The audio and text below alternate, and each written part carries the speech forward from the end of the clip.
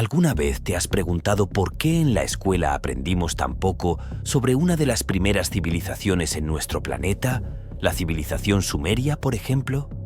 ¿Sabías que crearon un calendario basado en los ciclos de la luna, la rueda, el vidrio y el barco de vela?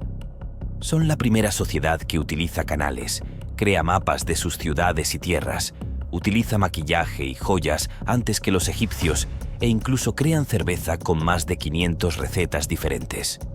Se cree que hablaban el primer idioma en general y, lo más importante, dejaron la primera evidencia escrita para el período de tiempo del que estamos hablando. Esta es una civilización muy avanzada. Entonces, ¿por qué no hablamos más sobre ellos?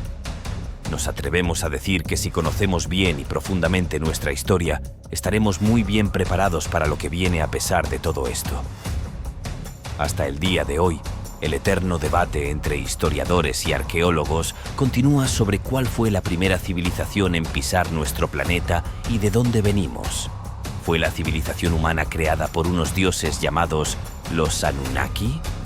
Interesantemente, los sumerios son creadores de inventos extremadamente avanzados y aprendemos y hablamos de ellos como si fueran parte de alguna famosa mitología.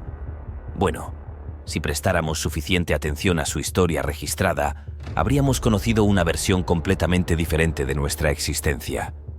Esto es lo que dicen sus notas sobre el pasado de nuestra civilización. En 1949, los arqueólogos británicos descubrieron 14 placas en Sumer, hoy en día conocidas como los registros más antiguos de la historia, que datan del siglo XXI a.C. Es cierto que lo que escriben es muy similar a otras civilizaciones que conocemos, pero el momento interesante es cuando mencionan al padre de todo comienzo, o más bien, a algún tipo de ser súper soberano en los lugares que cuentan sobre el principio de todo, Adán, Eva, el jardín del Edén. Estos son dioses poliestéticos muertos o no de aquí.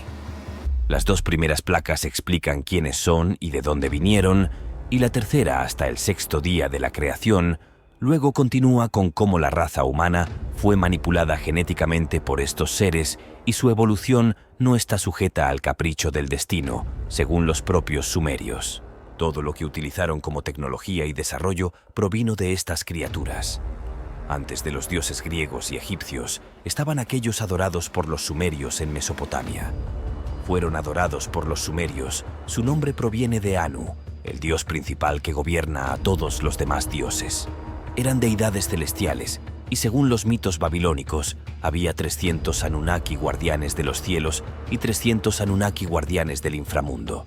Según los textos antiguos, hace 445.000 años, los dioses comerciantes vinieron a la Tierra. En ese momento, solo había animales salvajes y una versión muy antigua de las primeras personas.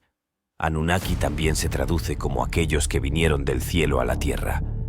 Vivían en el distante planeta Nibiru, que orbita nuestro sistema solar durante un periodo de 3.600 años.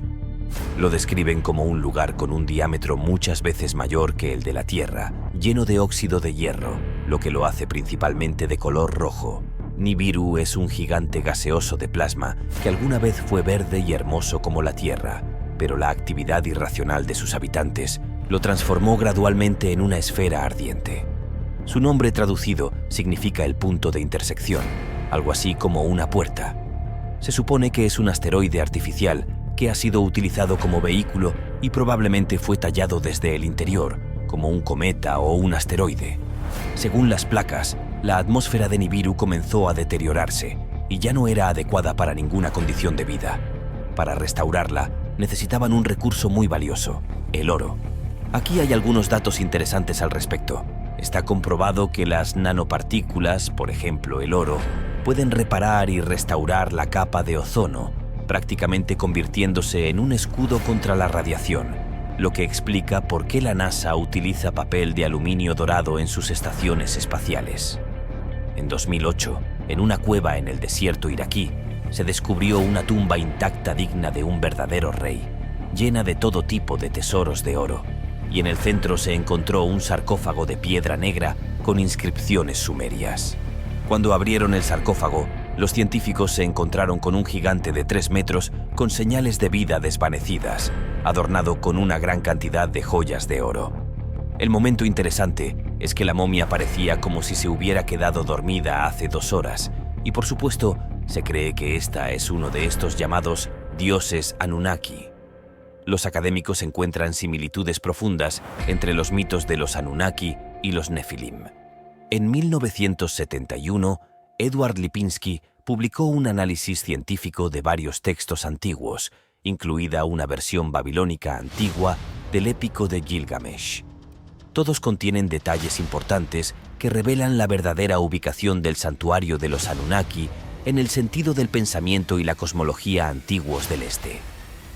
Lo que Lipinski encuentra que es en realidad la antigua versión babilónica del épico de Gilgamesh identifica al monte Hermón en Líbano como la morada de los Anunnaki.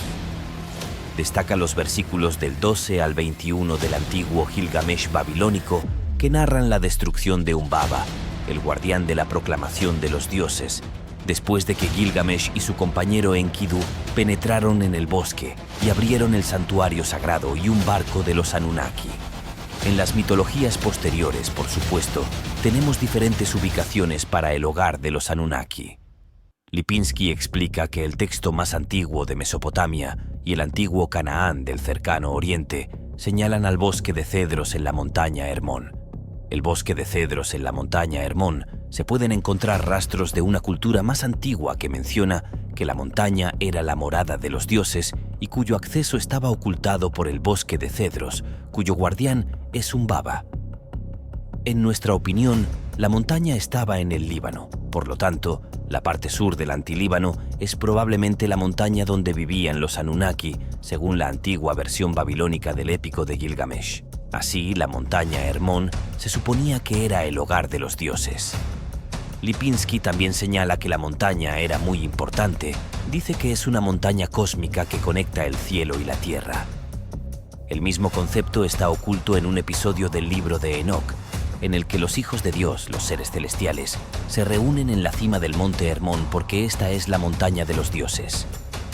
El pico Hermón está ubicado en el extremo sur de la cadena montañosa del Antilíbano, cruzando las fronteras de Siria y Líbano.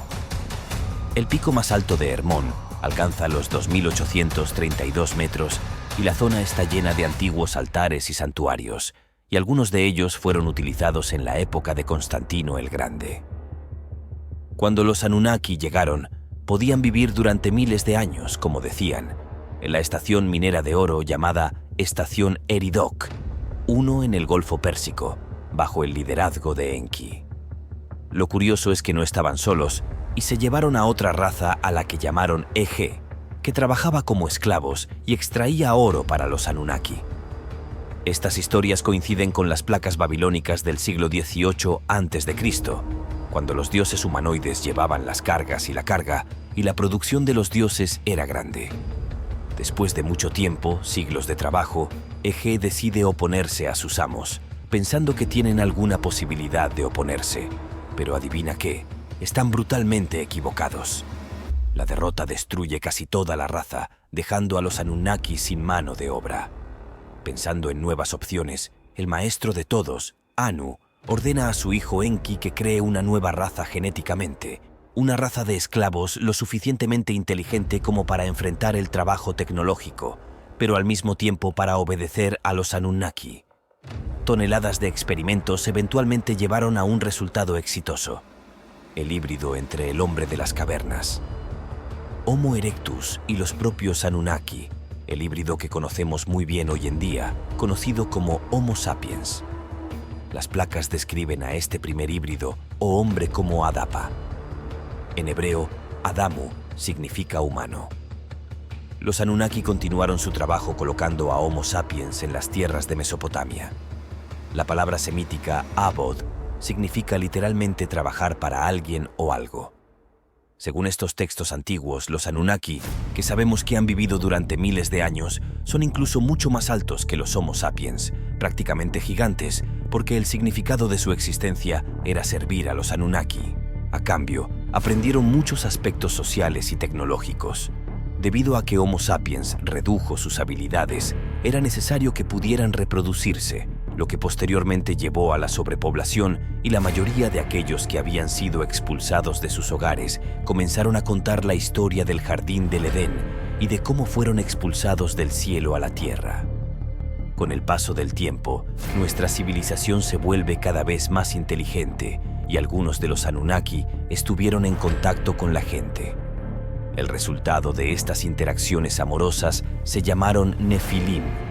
Según la Biblia, los Nefilim, los caídos, eran descendientes de las relaciones sexuales entre los hijos de Dios y las hijas humanas. Uno de los textos antiguos más mencionados que describe a los Nefilim es el libro de Enoc, que se cree que fue escrito por el patriarca Enoc, hijo de Jared y padre de Matusalén. Hoy en día, este libro se considera un texto apócrifo y es rechazado por la mayoría de las iglesias cristianas, pero no siempre ha sido así. Muchos de los primeros padres de la Iglesia, como Atanagoras, Clemente de Alejandría, Irenaeus y Tertuliano, han tomado partes de este libro. Se encontraron fragmentos del mismo entre los rollos del Mar Muerto y Judas, en su Evangelio, cita el libro de Enoc. Se cree que el Nuevo Testamento tiene al menos varias cientos de referencias de sus registros. Las placas dicen que todo esto enfureció al líder Anunnaki Enlil, que es el hermano de Enki, y quería asegurarse de que nadie alcanzara la fuerza y el potencial para gobernar Nibiru, pero eso estaba más allá de su control. La civilización humana había crecido tanto que la naturaleza se vio obligada a intervenir para mantener el equilibrio durante uno de estos ciclos, alrededor del 3600 a.C. Hasta aquí ha llegado el video de hoy. Coméntanos qué te ha parecido en la sección de comentarios. No olvides suscribirte y activar la campanita de notificaciones.